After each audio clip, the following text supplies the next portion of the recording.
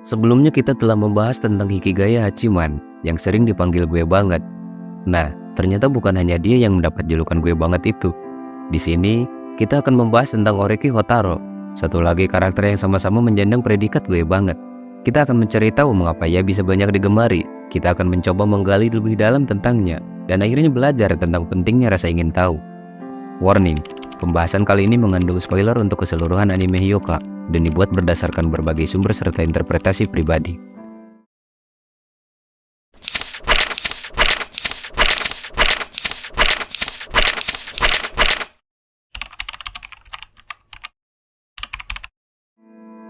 Oreki Hotaro adalah protagonis utama dalam anime Hyoka.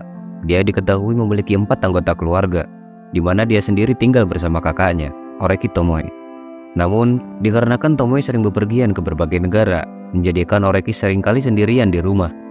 Oreki digambarkan sebagai seseorang yang tidak ingin menonjol, tidak ingin mengeluarkan tenaga untuk hal yang tidak perlu. Dengan kata lain, ia adalah pemalas. Hal ini tercermin dari moto hidup yang selalu dipegangnya. やらなくてもいいことならやらない。やらなければいけないことなら手短に。 Bahkan ketika di rumah, yang ia lakukan hanyalah membaca koran, menonton TV, tidur siang, dan kadang-kadang membaca manga. Seperti yang selalu ia katakan, gaya hidupnya berfokus pada penghematan energi. Oreki akan menjauhi segala sesuatu atau aktivitas yang membuatnya banyak bergerak dan banyak berpikir. Selain itu, Oreki juga merupakan sosok yang apatis, sinis, dan tenang. Seiring dengan sikapnya yang pasif, dia sepertinya selalu menghemat energi dan tidak pernah melakukan upaya apapun kecuali benar-benar diperlukan. Hal ini menjadikannya sebagai pemalas nomor 1, atau orang yang tidak mengenalnya mungkin saja akan menganggapnya ia sebagai seseorang yang tidak memiliki hasrat untuk hidup.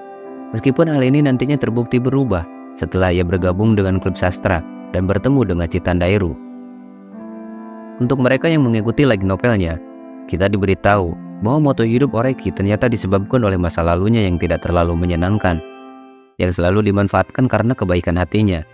Mungkin karena pengalamannya inilah mengapa ia sangat marah dan kecewa ketika merasa dimanfaatkan dan dimanipulasi oleh Irisu untuk menulis ulang naskah film dengan dalih memecahkan misteri tentang siapa pembunuh di film tersebut.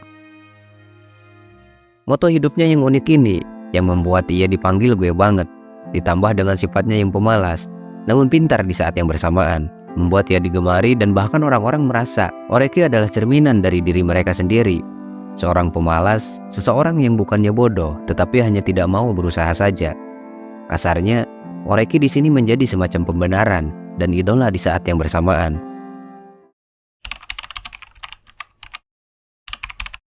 Dikarenakan Oreki jarang sekali terlihat memiliki keinginan atau minat tertentu, sehingga ketika dia benar-benar ingin melakukan sesuatu atas keinginannya sendiri, teman-temannya akan menjadi khawatir dan mengira dia sedang sakit. Seperti ketika Oreki ingin mengetahui alasan mengapa mantan guru bahasa Inggrisnya ingin melihat helikopter. Bagi mereka yang terbiasa dengan sikap cuek dan pasif Oreki, keinginannya yang mendalam untuk mengejar sesuatu atas inisiatif pribadinya menjadi momen yang luar biasa. Mereka merasa gelisah, hampir tidak percaya bahwa Oreki yang selalu hemat energi tiba-tiba muncul dengan semangat dan minat yang begitu kuat. Kekhawatiran itu menjadi penanda bahwa ada sesuatu yang benar-benar luar biasa sedang terjadi. Tetapi terlepas dari itu semua, dia sebenarnya adalah orang yang baik hati dan peduli terhadap teman-temannya. Seperti yang ditunjukkannya dalam kasus coklat Valentine-nya Mayaka, Oreki meledak dalam kemarahan yang jarang terlihat di sini. Dan ini mungkin saja yang pertama kali terjadi. Oreki marah pada Satoshi karena mencuri dan merusak coklat yang dibuat susah payah oleh Mayaka. Dia marah karena Satoshi mengabaikan perasaan Mayaka dan berusaha menghindari menjawab pengakuan cintanya. Selain itu, di tengah prosesnya, Satoshi juga menyakiti Chitanda yang menyalahkan dirinya sendiri atas kelalaiannya menjaga coklat tersebut, yang memungkinkan pencurian itu dilakukan. Di sini, kita mengetahui bahwa di tengah ketidakpedulian yang selalu disematkan padanya, kita menyadari di balik sifat cuek dan pemalasnya, sebenarnya Oreki memiliki hati yang hangat, penuh empati, dan peduli pada orang-orang di sekitarnya. Seperti yang disampaikan oleh Chitanda dengan penuh pengertian, Oreki Hotaro sebenarnya adalah orang yang baik hati, yang sering membantu orang lain, dan jarang melakukan sesuatu untuk dirinya sendiri.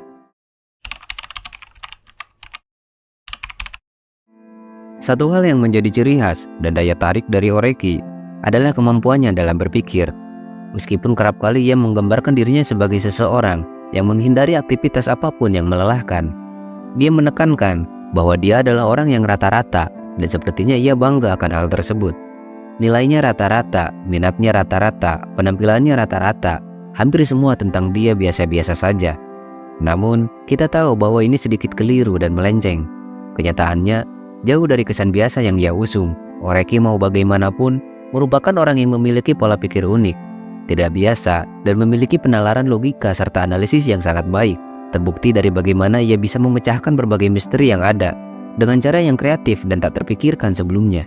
Dan meskipun kebanyakan waktunya dihabiskan dalam keterasingan, dan hanya berinteraksi terbatas dengan teman-temannya di klub sastra, tetapi tanpa diragukan lagi, Oreki memiliki kemampuan luar biasa dalam berkomunikasi. Saat situasi mengharuskannya, Oreki mampu memimpin negosiasi dengan gesit, atau bahkan memberikan ancaman yang tajam dengan kefasihan yang mengejutkan. Kemampuannya untuk beradaptasi dan beraksi secara efektif saat diperlukan menunjukkan sisi lain dari karakternya yang sering tersembunyi di balik tirai ketidakpedulian. Kita melihat kemampuannya ini di episode ketiga saat klub sastra mencari buku kumpulan sajak. Di sini, Oreki mengancam seniornya dengan maksud agar kakak kelasnya itu mengembalikan buku yang selama ini mereka cari.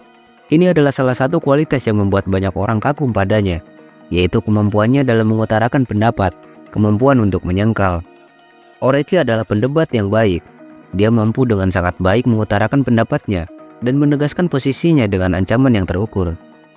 Kemampuannya untuk menolak dan mempertahankan pendiriannya menjadikannya pendebat ulung yang memikat. Selain itu, dia sangat berorientasi pada detail, yang memperhatikan sampai hal-hal terkecil yang mungkin dilewatkan orang lain. Seperti saat ia menyadari keberadaan sensor inframerah yang tak disadari oleh siapapun. Hal ini sekali lagi menunjukkan tingkat perhatiannya yang sangat mendalam. Dan pada saat yang bersamaan, Oreki juga mampu mengurai alasan di balik kesalahan guru matematika dan memberikan topik pembelajaran antara kelas A dan D. Kepekaannya membawanya pada kesimpulan brilian bahwa kesalahan tersebut kemungkinan besar disebabkan oleh kebiasaan menulis huruf A dan D, di mana seorang guru matematika memiliki kebiasaan menulis menggunakan huruf kecil. Atau bahkan ketika Oreki dan Chitanda sedang melakukan semacam permainan untuk menebak mengapa siswa tertentu dipanggil ke ruang guru, Oreki bisa menghasilkan kesimpulan terperinci hanya dari beberapa kalimat saja. Kemampuannya dalam menggabungkan fakta-fakta yang ada dengan teori atau asumsinya yang tidak biasa mampu menghasilkan kesimpulan logis dan dapat diterima. Meskipun ia selalu berdalih bahwa itu hanya sebuah keberuntungan, namun kita semua tahu bahwa itu tidaklah benar. Kemampuannya untuk menarik kesimpulan yang tepat dan menghubungkan detail kecil menjadi suatu gambaran yang utuh adalah sesuatu yang benar-benar luar biasa yang tak bisa dilakukan oleh semua orang. Namun, untuk kita yang mengikuti anime ini sejak awal, kita akan menyadari bahwa Oreki memiliki satu kekurangan yang bisa dikatakan cukup fatal. Meskipun memang benar ia diberkati dengan kemampuan deduksi dan penalaran logika yang luar biasa, tetapi ia tidak memiliki keinginan untuk benar-benar mengajukan pertanyaan. Untuk itulah, kita akan ke topik selanjutnya, di mana kehadiran Chitandairu sangat diperlukan.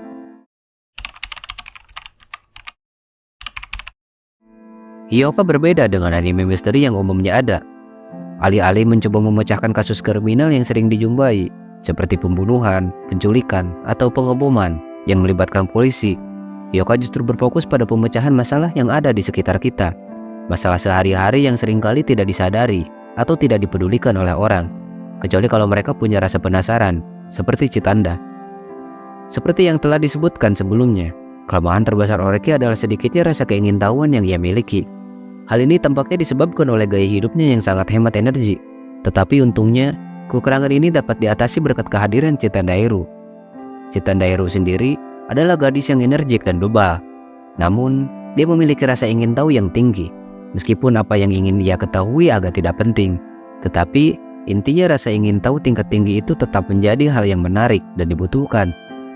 Mereka berdua, Oreki dan Chitanda, tanpa disadari terikat oleh semacam tali yang menggerakkan satu sama lain. Oreki tidak akan pernah mau berpikir kalau tidak ada Chitanda yang selalu kepo. Begitupun sebaliknya, Tanda tidak akan mendapat jawaban yang dapat memuaskan rasa penasarannya tanpa Oreki dan deduksi yang tajam. Kata-kata Oreki-san, 一緒に調べましょう。私、気になります。私、気になります。私、気になります。menjadi semacam pemicu atau tombol yang akan membuat Oreki yang tadinya suka malas-malasan menjadi orang yang mau menggunakan energinya untuk menyelesaikan misteri yang mereka hadapi. Semua hal yang dilakukan Oreki sejauh ini tidak mungkin terjadi tanpa rasa ingin tahu. Dengan kata lain, Oreki tidak bisa benar-benar menggunakan keahliannya yang luar biasa tanpa kehadiran Chitanda. Artinya, untuk mengasah kemampuan berpikir, kita membutuhkan rasa ingin tahu terlebih dahulu. Semua pemikir besar pun seperti itu, mau filsuf atau ilmuwan. Mereka semua adalah orang-orang yang dipenuhi hasrat keingintahuan dalam menguak kebenaran.